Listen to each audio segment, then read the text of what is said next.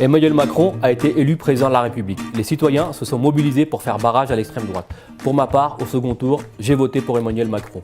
Cependant, le nombre d'abstentionnistes, le nombre exceptionnellement élevé de votes blancs et nuls et le score de Marine Le Pen au second tour de la présidentielle ne donnent pas à Emmanuel Macron la grande légitimité dont il a besoin pour mener sa politique.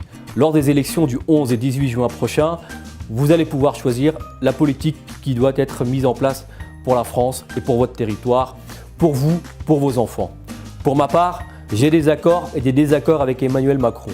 Je suis en accord quand il propose des effectifs réduits dans les classes REP et REP+, et fortement en désaccord sur sa modification du Code du travail à coup d'ordonnance. Je vous propose ma candidature, celle d'une révolte constructive, d'une révolte positive, qui allie le changement, le renouvellement avec la protection. Notre circonscription est une petite France, des terres urbaines, des Mureaux, Aubergenville et Pône, aux zones rurales du Houdanais, elle concentre en elle l'ensemble des défis du pays. Je suis ici de ce territoire, j'y ai grandi, j'y ai toutes mes attaches. Je vous propose d'être votre représentant, de porter vos aspirations, vos attentes, vos doutes et vos espoirs à l'Assemblée nationale.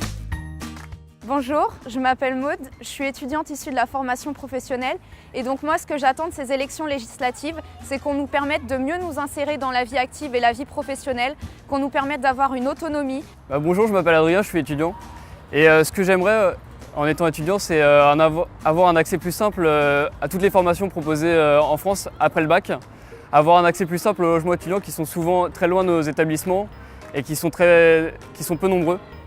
Qu'on nous permette de pouvoir avoir de meilleures formations professionnelles, de meilleures formations générales, qu'on nous permette de pouvoir vivre dans un monde meilleur, qu'on puisse respirer, qu'on puisse bien manger. Je trouve que c'est très important.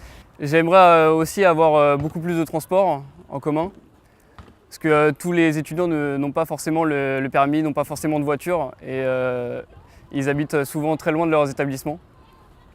Et ce que j'aimerais aussi, c'est avoir un accès à la nourriture plus saine et avoir un accès surtout à des restaurants universitaires qui ne sont pas forcément présents dans tous les établissements.